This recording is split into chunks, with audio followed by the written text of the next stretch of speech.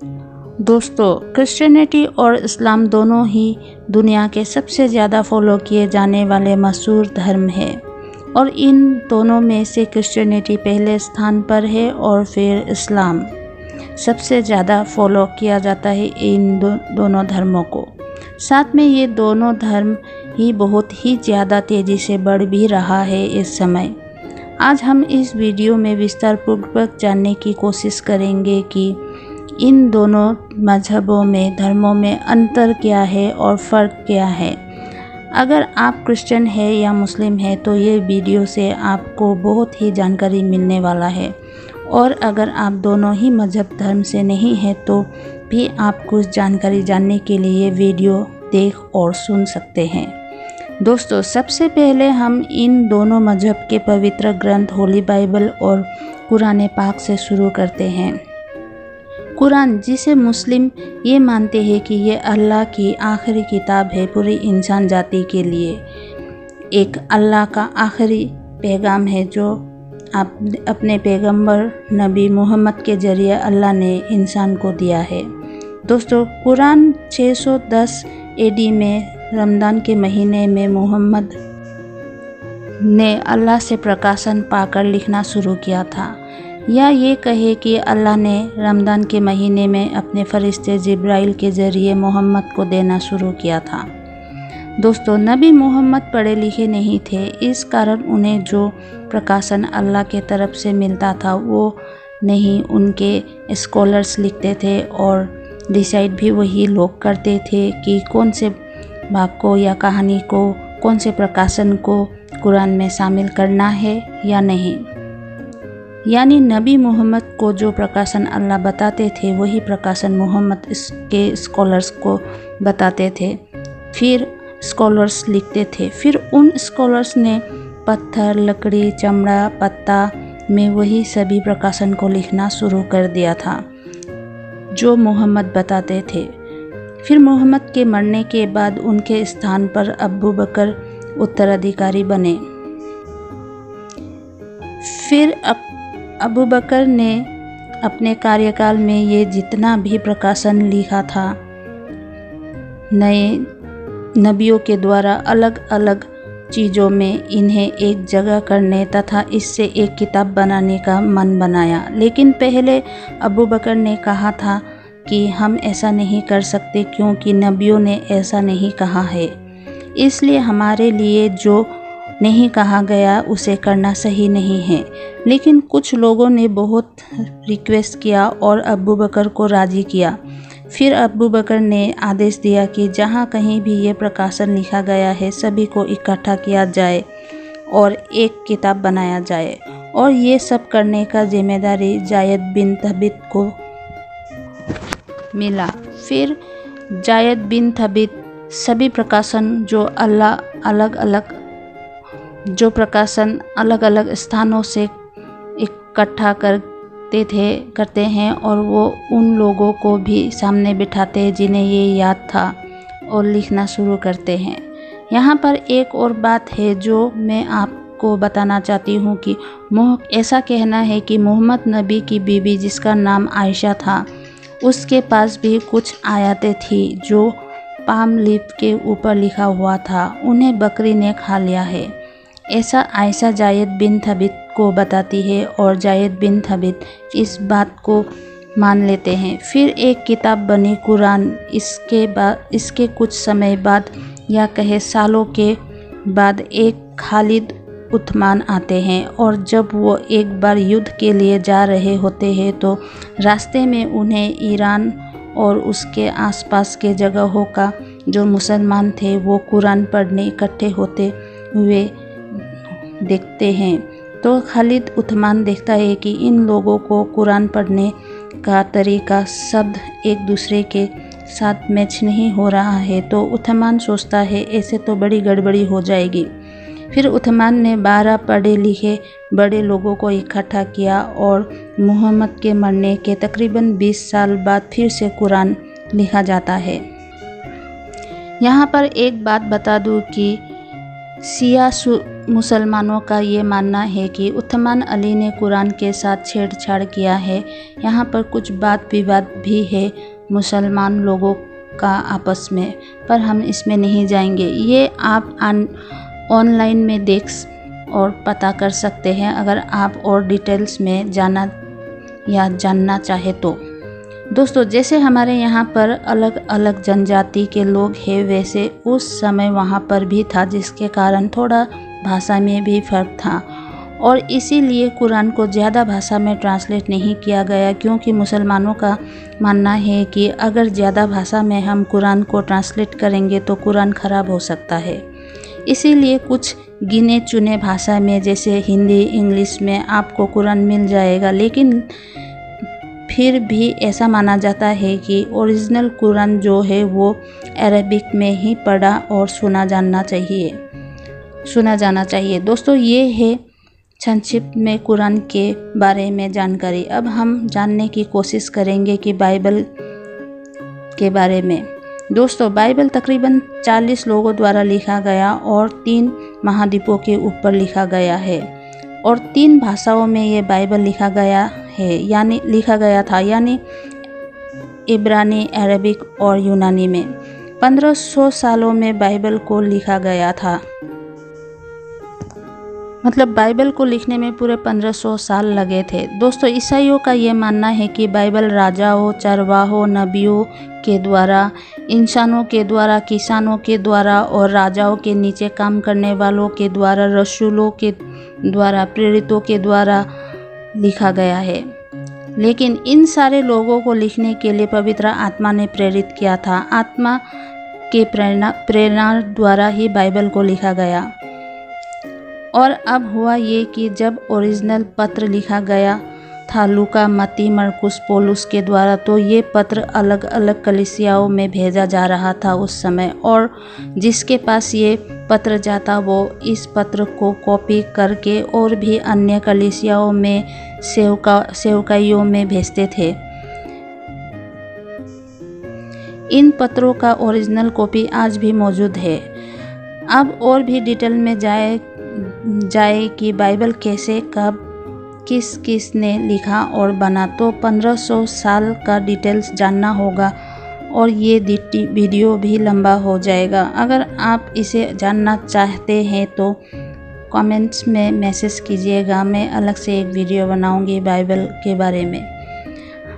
अब दोस्तों, दोनों मजहब ये मानते हैं कि हमारा ये जो पवित्र ग्रंथ है ये परमेश्वर खुदा के तरफ से दिया गया है, अल्लाह के तरफ से दिया गया है और ये ही अंतिम ग्रंथ है और सत्य भी है और ये ही हमारे लिए खुदा का मैसेज है, पैगाम है। अब बात करते हैं खुदा, गॉड, परमेश्वर, जो भी आप कहे। कि इस्लाम में ये मानता है कि हमारा अल्लाह ही एक खुदा है, खुदा ही एक अल्लाह है, उनके सिवाय कोई खुदा नहीं है। इस्लाम विश्वास करता है मोनोथिज्म में इसका मतलब है, मोनोथिज्म का मतलब है एक खुदा में विश्वास करते हैं। और इस्लाम ये भी मानता है कि अल्लाह ना तो किसी इंसान का रूप लेता है, वो निरंकार है, और ना वो किसी से बात करता है, ना वो किसी के साथ रिलेशन बनाता है, वो दूर रहता है, किसी के साथ कोई संबंध नहीं है। अब देखिए ईसाइयों का क्या मानना है। ईसाई ये मानता है कि एक ही परमेश्वर है और उसी पर विश्वास करते हैं। ईसाई भी मोनोथिज्म में ही विश्वास करता है और ये भी विश्वास करते हैं कि इस परमेश्वर में त्रिएकता है, जैसे त्रिनेत्री सभी जानते होंगे, ट्रिनिटी सभी जानते होंगे, पिता, पुत्र और पवित्र आत्मा। और ये आज के ज़माने का अवधारणा कॉन्सेप्ट नहीं है जो बनाया गया है, जो अपनी तरफ से बनाया गया हो, वरन पुराने नियम में जाते हैं तो पता पहला वर्ष में मिलता है कि आदि में परमेश्वर ने मिलता है। दोस्तों, उस समय में यहूदियों का स्क्रिप्चर था और परमेश्वर शब्द इब्रानी में एलोहिम लिखा गया है और एलोहिम का मतलब है परमेश्वर, यहोवा है, लेकिन इब्रानी में एलोहिम एक प्लूरल यानी बहुवचन शब्द है। फिर पुराने नियम के किताब में ही मिलता है कि परमेश्वर कहता है, आओ हम इंसान को अपने स्वरूप बनाएं।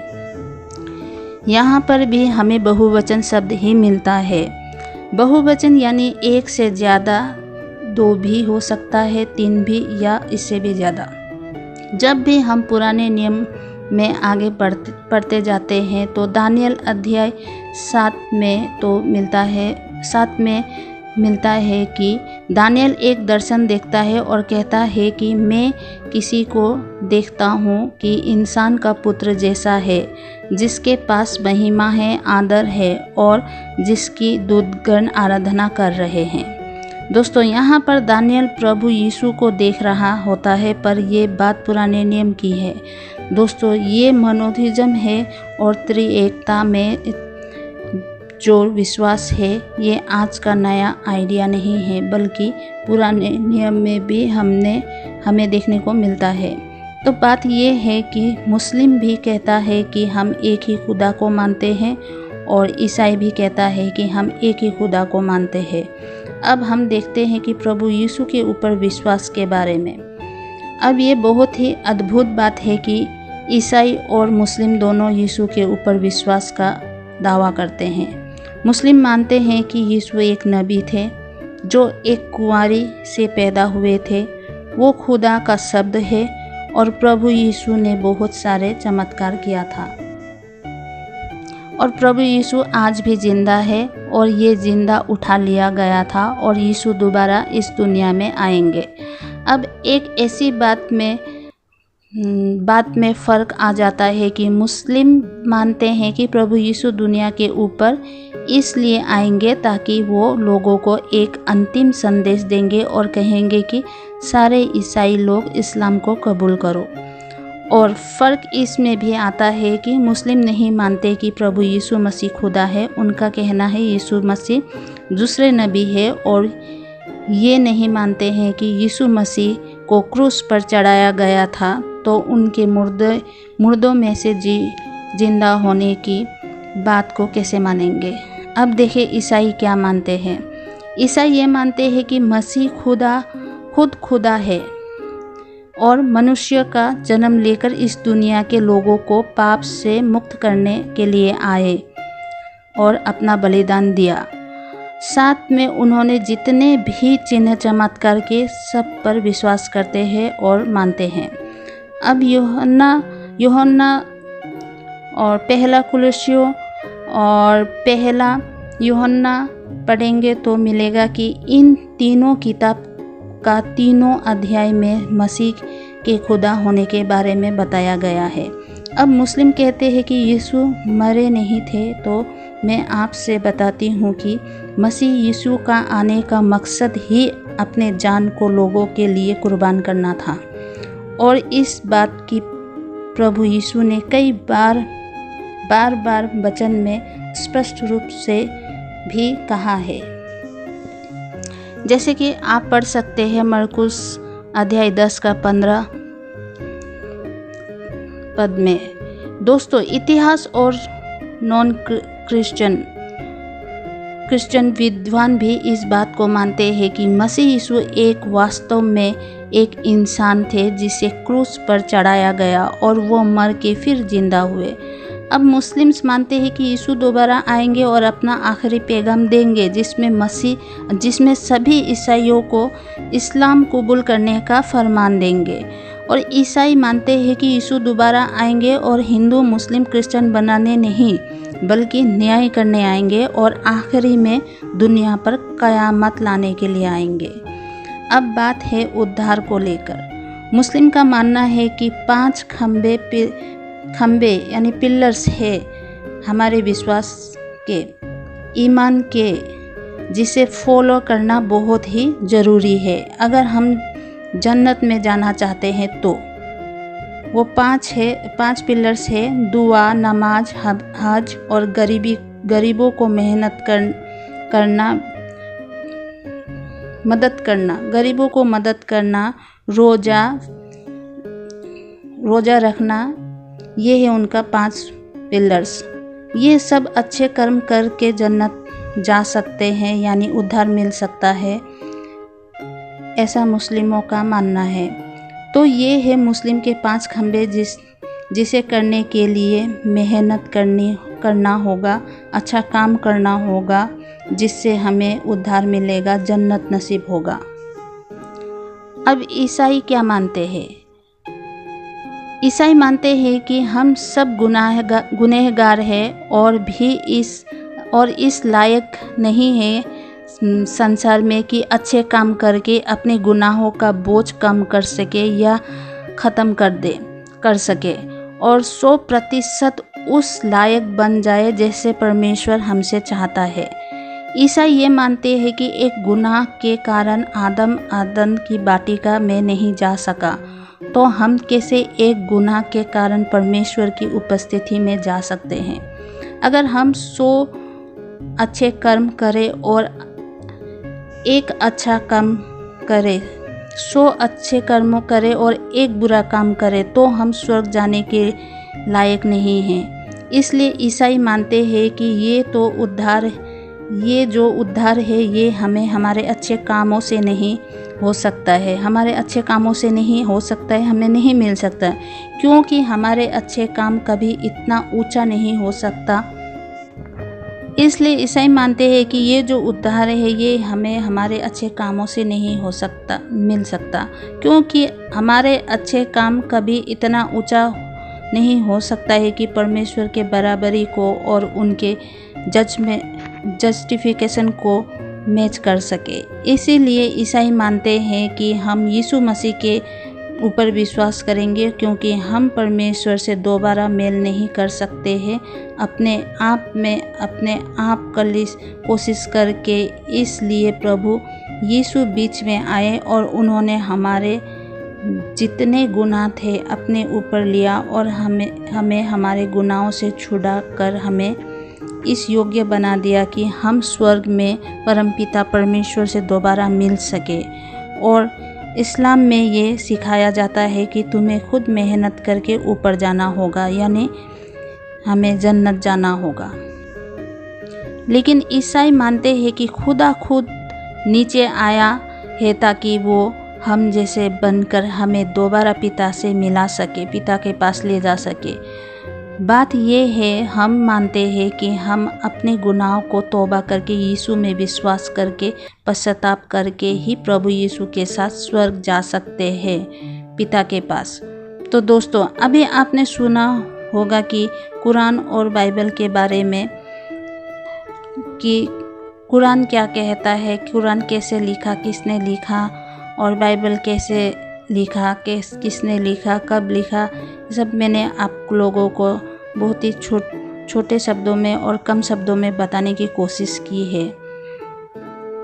और दोनों मजहब का उद्धार सल्वेशन पाने के बारे में भी जो कि पूरी तरह अलग है। तो यही फ़र्क है इस्लाम में और क्रिश्चियन में। सही और गलत का पहचान करना आपके हाथ में है, क्योंकि परमेश्वर ने सभी को ये पवित्र ग्रंथ पढ़ने का अधिकार दिया है और सभी को ज्ञान दिया है। तो इसमें किसी को छोटा या बड़ा ना समझे, मेरा ये मकसद नहीं था। सिर्फ लोगों को सच्चाई से रूबरू कराने का ही मेरा मकसद था, इसलिए मैंने ये वीडियो बनाया। और इस बारे में आप लोगों को और कुछ जानकारी चाहिए तो प्लीज़ आप लोग कमेंट में लिखिएगा। मेरे अगले वीडियो आने तक आप सब बने रहिए। तब तक के लिए जय मसीह की।